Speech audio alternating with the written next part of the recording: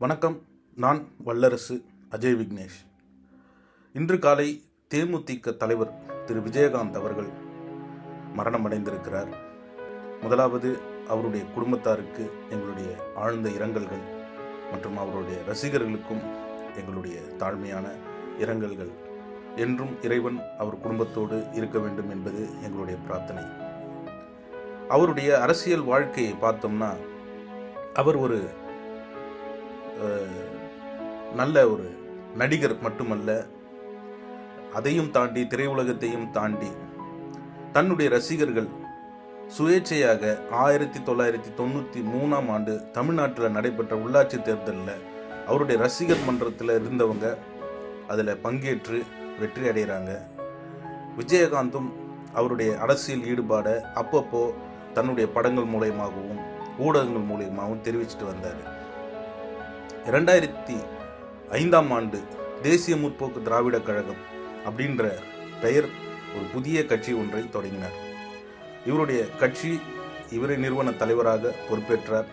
ரசிகர் மன்றத்தின் மாநில தலைவராக ராமு வசந்தன் கட்சியின் பொதுச் செயலாளராக பொறுப்பேற்றார்.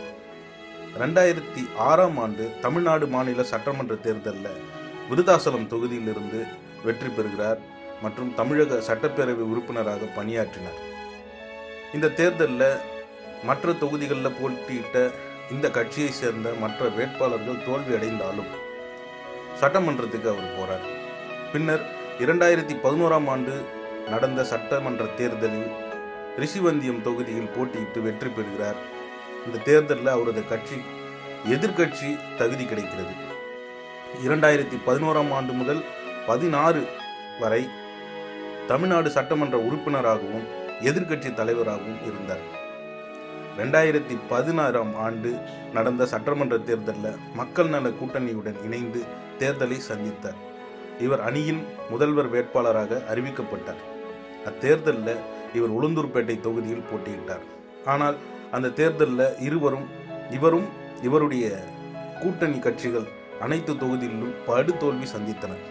இவர் போட்டியிட்ட உளுந்தூர்பேட்டை தொகுதியில் 34,447 வாக்குகள் பெற்று தோல்வியடைந்தார். இவ்வளோலாம் அவருடைய அரசியல் வாழ்க்கையில் அவர் இருந்தாலும் இன்னும் அவருடைய ஒரு சிறப்பம்சமாக விளங்குறது என்னன்னா, இந்த காலத்தில் அரசியல் கட்சி ஆரம்பிக்கிறேன்னு திரையுலகத்தில் இருந்த பெரிய நட்சத்திரங்கள் சொல்லி தன்னுடைய ரசிகர்களை ஏமாற்றி காலம் உண்டு. அப்படி ஒருத்தர் இருக்கிறாரு. இன்னொருத்தர் ஒரு கட்சியை எதிர்த்து இவங்க இலவச டிவி கொடுத்தாங்க அப்படின்னு சொல்லி போன தேர்தலில் இந்த டிவியெல்லாம் உடைச்சி இதெல்லாம் தூக்கி போடுங்க அப்படின்னு சொல்லிட்டு கொள்கையே இல்லாமல் திரும்பவும் அதே கட்சியோட எந்த கட்சியை ஒரு எதிர்த்தாரோ அதே கட்சியோடைய கூட்டணியும் வச்சார் இந்த தேர்தலில்.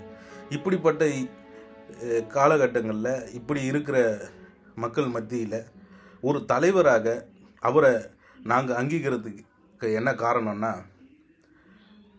மறைந்த முதல்வர்கள் ஜெயலலிதா மற்றும் கருணாநிதி இருக்கிற காலகட்டத்தில் அவங்களுக்கு எதிராக ஒருத்தர் அரசியல் கட்சி ஆரம்பித்தாருன்னா அது அவருடைய தைரியத்தை நம்ம சுட்டி காட்டுகிறது. அந்த வகையில் வல்லரசு கட்சி அவருடைய தைரியத்தை என்றுமே மெச்சுகிறது, பாராட்டுகிறது. மீண்டும் அவருடைய குடும்பத்தாருக்கு அவருடைய இழப்பு பெரிதென்றாலும் எங்களுடைய பிரார்த்தனைகளும் அவரோடு அவங்க குடும்பத்தோடு என்றும் இருக்கும் என்பதை வல்லரசு கட்சி தெரிவித்துக் கொள்கிறது. நன்றி.